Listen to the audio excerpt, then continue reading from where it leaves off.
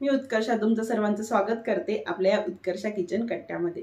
तर आज आपण बघणार आहोत गंगाफळची भाजी। गावाकडील अगदी पंक्तीमध्ये बनवली जाणारी अगदी त्याच पद्धतीने। गंगाफळला काही भागांमध्ये लाल भोपळा असंही म्हटलं जातं। तर याचप्रमाणे मी तुम्हाला खानदेशातील खूप छान छान अशा रेसिपीज घेऊन येणार आहे। तर त्यासाठी चॅनलला सबस्क्राइब करा आणि व्हिडिओ तुम्हाला आवडत असतील तर लाईक करा, शेअर करा। चला तर मग आजच्या व्हिडिओला सुरुवात करूया। तर यासाठी आपल्याला लागणार आहे 7 ते 8 हिरव्या मिरच्या। आमच्याकडे खूप तिखट खाल्लं जातं त्याप्रमाणे मी मिरच्या घेतल्या। तुम्ही मिरचीचं प्रमाण कमी जास्त करू शकताय।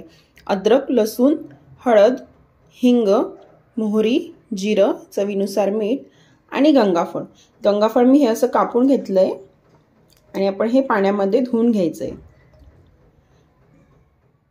तर सर्वात अगोदर मिरची, अद्रक, लसूण आणि जिरं हे सर्व आपण हे बडगी आणि या ठेचणीने आपण ठेचून घेणार आहोत। तर तुमच्याकडे बडगी आणि ठेचणी नसेल तर तुम्ही मिक्सरमध्ये बारीकही करून टाकू शकताय।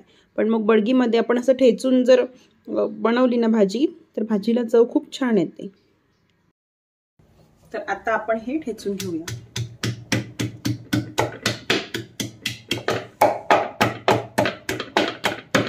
जर तुम्ही भाजी अशा पितळी कढईमध्ये बनवत असणार तर कढई कधीही थोडं 1 मिनिटासाठी तापवून घ्यायची आहे। ते कढई आता तापली तर त्यामध्ये आपण आता 2 पडी याप्रमाणे तेल टाकणार आहोत। याप्रमाणे तेल टाकल्यामुळे काय होते ना, तापलेल्या कढईमध्ये तेल लवकर तापते।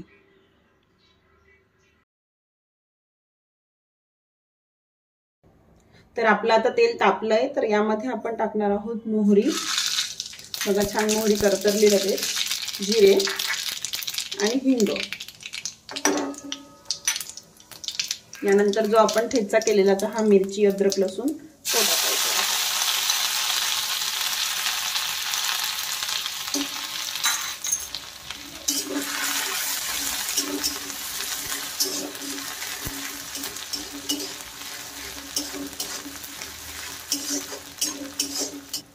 त्यानंतर यामध्ये आपण टाकणार आहोत हळद,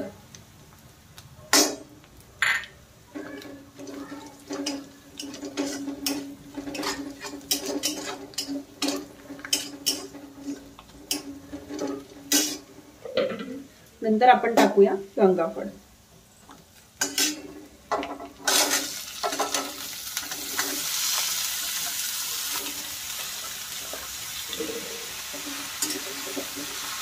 तर आता आपण हे मिक्स करून घेऊ।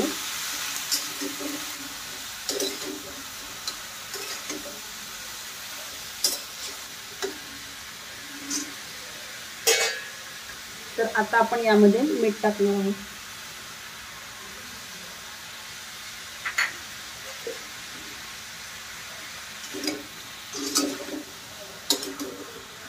खूप छान आणि सोपी अशी भाजी आहे ही। अगदी झटपट अशी होणारी आहे त्यामुळे तुम्ही नक्की करून बघा। आमच्याकडे ही वरणबट्टी सोबत, वरणपोळी सोबत गंगाफळची भाजी केली जाते। जशी आमची खानदेशातील वांग्याची भाजी प्रसिद्ध आहे ना, त्याचप्रमाणे ही गंगाफळची भाजी ही तिकडची प्रसिद्ध आहे। आणि गंगाफळलाच पाणी सुटते त्यामुळे पाणी हे खूप कमी टाकायचे।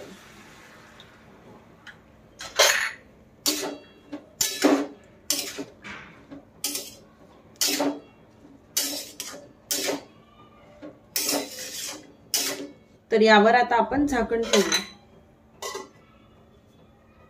तर बघा आपला गंगाफळ असं शिजतंय छान।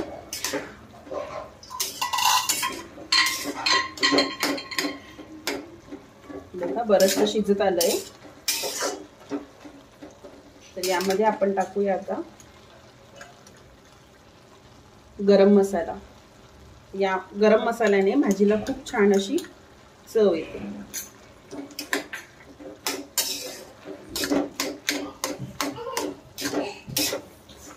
यावर आपण आता पुन्हा झाकण ठेवूया आणि अजून 4 ते 5 मिनिट याला होऊ देऊ।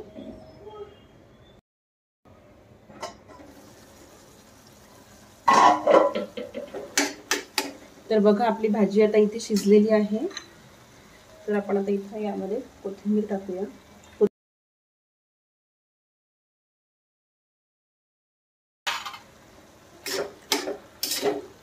गंगाफळ छान शिजून झाल्या नंतर मग कोथिंबीर ही टाकायची.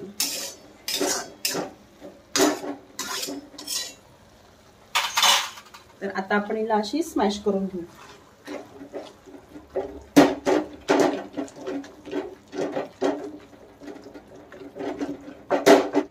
आणि आपली गंगाफळची भाजी तयार आहे.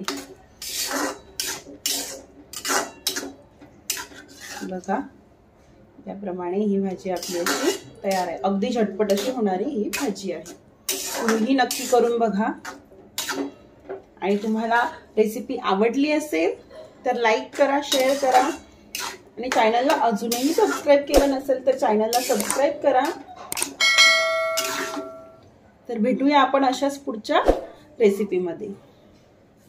थँक्यू.